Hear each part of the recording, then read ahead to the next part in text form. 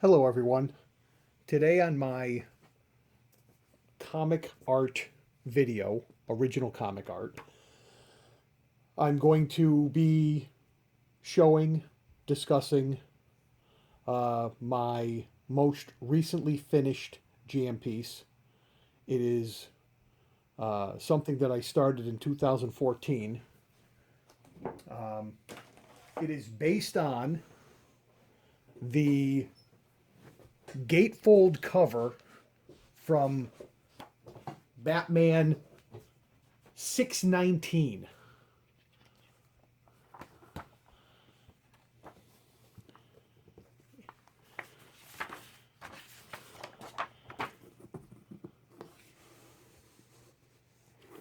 This is a Jim Lee cover from the Hush storyline.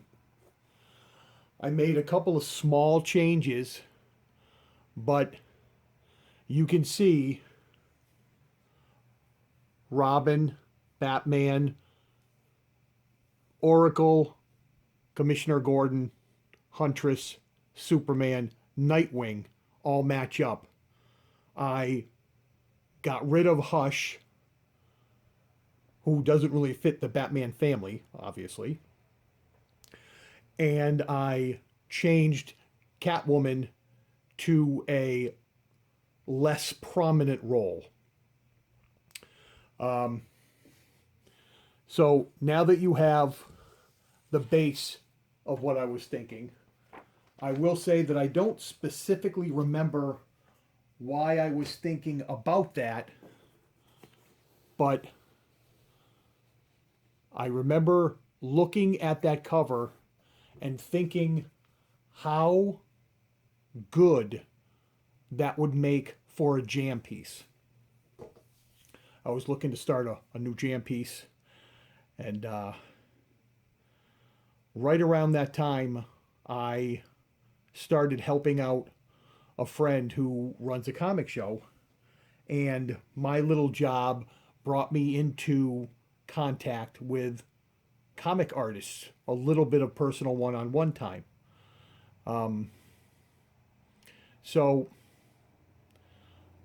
I decided to use an artist for the layout who I had used before, Brendan and Brian Frame, also known as the Brothers Frame. They have a great website, the Frame Brothers or the Brothers Frame, what have you. A couple of very nice guys, very talented, very reasonably priced. They did the light pencil layout with a couple of changes that I had in mind. Again, you saw Catwoman is in a less prominent role. I got rid of Hush altogether. They did the background elements, but all in light pencil. So I believe I got the original light pencil layout done at the Pittsburgh Comic Con back in 2014 because they were there and I was there. But also, I got Nightwing was the first character I had here, and it was done by Scott McDaniel. And one of my hopes was to get each character done by an artist that I associated with that character. And in this case, I was around when Nightwing started with his miniseries and then his ongoing series. And the guy who drew that for the ongoing series, the main bulk of it was Scott McDaniel. His style doesn't always do it for me, but I always get what's going on. Something he has a little edgy style going on. But for this particular Nightwing, it worked out perfectly. Enough of Scott McDaniel, but not too much of that edgy style. What he did was, and I can show you here. Sorry, I'm going to move this around once in a while to get them both in there. You can see that Nightwing here is spinning his baton, and where he is on the ledge is just a flat piece. So I gave the board to the frames, or to Scott McDaniel, also very reasonably priced, and I told him what I was looking for, um, and so this particular part here was straight across. So when I got back and picked it up, he had added the large block. He had made Nightwing with the bent leg standing up there, and he took away the spinny disc, the spinny baton. I really liked the spinning baton. I thought it was kind of cool. He didn't. And I didn't really mind the change, although I like the spinning baton. But I have no issues when an artist makes a small change, because I'm asking them to add something, and I think I should give them a little room for their creative interpretation. So that was figure number one. Figure number two was Paris Cullins with Commissioner Gordon. Now, in the original comic version, he had the little bolo hat on, or the bowler. It didn't really matter either way, but he chose to not have the hat on. And regarding Commissioner Gordon, I'm probably more used to seeing him without the hat, so that was fine. And being a background character, I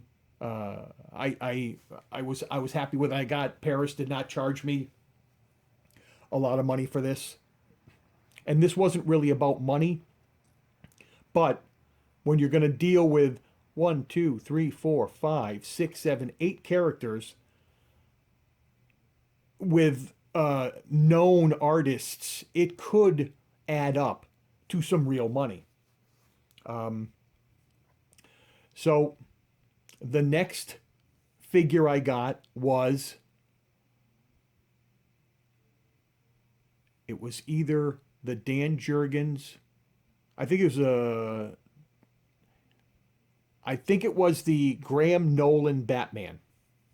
I had an opportunity to meet and talk to Graham Nolan for a while, and I said, "Hey, so this is what I'm doing. Could you help me add to it?" And I said, "I'd really love for you to do the Batman." And granted, he had a clean idea of what I was looking for, because it was already lightly penciled. But what I'm looking for is to take that light pencil, and I want their style in it. I don't want just a recreation of the Hush cover. I want their style on the recreation, and he killed it. A beautiful, beautiful piece. So that same year, I also got to talk with Dan Jurgens, and generally at that point, at conventions, he told me he really only likes to pencil things. He doesn't like to ink them, because he's a brush inker, and he wasn't familiar at that point. As I talked to him a couple years later, he wasn't familiar with brush pens, and he didn't like to bring a little ink pot and a rag and water and all that on his desk, because you can really mess up a piece of art if it gets nudged. So, but I said I also wouldn't mind, Sharpie, and he said, bring it on over when Graham gets done, and I'll see what I can do. So I brought it over to him, and he did a really nice job for me. I'm glad it worked out, because having a Dan Jurgens Superman and a Graham Nolan Batman is these are the people that at the time I was associating with everything. I mean, there may be one or two choices I can do. Greg Land drew Nightwing in the miniseries, that type of thing. Ed Benes, I also associated with Oracle, but it didn't work out that way. So, but the artist that I did get, I was very, very happy with. So after Dan Jurgens, um, I also saw Tom Lyle the next year. I had an opportunity. I think he was at, I saw him at New York Comic Con. And so I asked him to add Huntress because he drew Huntress. He didn't notice the staff, which was actually placed up and down. And so he just put the hands in the general area. And then when he took a look at it, and I said, there's kind of a staff there somewhere. And he said, oh, yeah. And he said, but now that the hands are where they are, I can't make it go up and down. I'm just going to have it be held by one hand.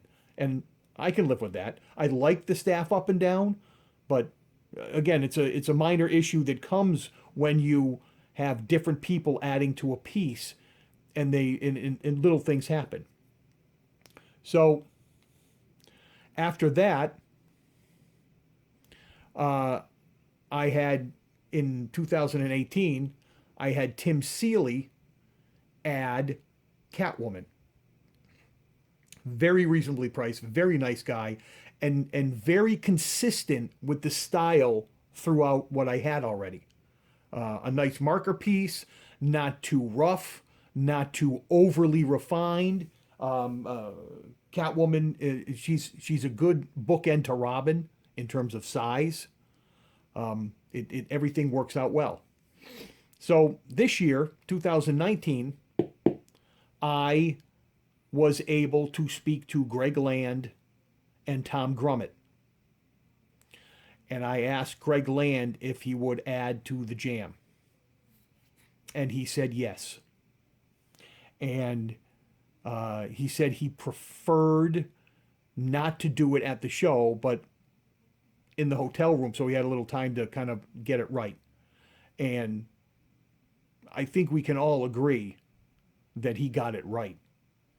He tweaked the hair a little because in the Hush cover, she had the shorter hair look. I don't know if you call it a bob, but she had the shorter hair look. He added a little hair length to her, and I have no issues with that whatsoever. I like it. I love the laptop. I love the wheelchair. Everything works out. He just did a wonderful, wonderful job with this piece. So the one piece I had left was Robin, and when I was reading Robin, Tom Grummett was the guy. Tom Lyle also drew Robin in some of the comics I was reading, but I associated Tom Grummett, and I was really waiting to see when I could get a hold of Tom Grummett. Well, I did this year, and what I found out was he also is just a penciler. He doesn't ink when he does show commissions. It's straight pencil. And I was kind of waffling because I wanted Tom Grummett, but I also needed it consistent with everything across here, which is all marker. I don't think it's really inked, but it's markered. So I was kind of vacillating, and he said, well, right next to me is one of my inkers, Scott Hanna, and he would do a wonderful job for you. And so before I gave the okay, I went over and spoke to Scott Hanna, and I asked him, I said, and I said, no offense, I'm a little ignorant sometimes when it comes to this stuff. And I said, how much Tom Grummett is going to be left after Scott Hanna inks it? And his response was, I'm an inker known for not overpowering the penciler. I'm going to take what the penciler has, and I'm just going to bring it to the forefront with the ink. And his response made me feel much better about it. And so I gave the full okay, paid the money, blah, blah, blah. And that got done at the same show as the Oracle, and Scott Hanna and Tom Grummett and Scott Hanna did a tremendous job with Robin. I love Robin. I love the Tim Drake character of Robin back in the early to mid '90s. That's where I was really enjoying Robin, and I know everything kind of evolves from there, and they have storylines and timelines, and everybody changes. Well, that's how I like my Robin. So that is my finished piece. But afterwards, I'm sorry, but afterwards, so I got all the characters done, and as would happen, coincidentally, the Frame brothers were at the show too. We're at Terrificon. I was then able to immediately bring it to the Frames and remind them that they had done the layout and all that other good stuff. And what I'd love them to do is put the finish on this piece. There were some background elements already present that they had put in. We talked about how much of a spotlight for the bat signal, and then how many or what type of building layouts were going to be there. And they also said that they didn't want to have too much going on in the background so you'd lose part of the characters. And I said, whatever you think should be done, I said, put it in there because I trusted them. And they did a liney type of art, not heavily inked, so it does not interfere with the characters. You can see that they did the yellow here. We did not darken the bat signal because again, you don't want to take away from the characters. It's an element. It's not the main player. So this is my completed Batman Hush inspired jam piece. And so just from left to right, we have Tom Grummett and Scott Hanna on Robin. I got Graham Nolan on Batman. I have Greg Land on Oracle, Barbara Gordon. Paris Cullins on Commissioner Gordon. Tom Lyle on Huntress. Dan Jurgens on Superman. Scott McDaniel on Nightwing. And Tim Seeley on Catwoman. And then the original layout based on the Hush Gatefold cover and the finishes are done by Brendan and Brian Frame, the Frame brothers. I hope you enjoyed watching as I recap this jam piece experience. Please comment. Let me know what you think. Thanks for watching and enduring my somewhat long-ish presentation. And have a good day.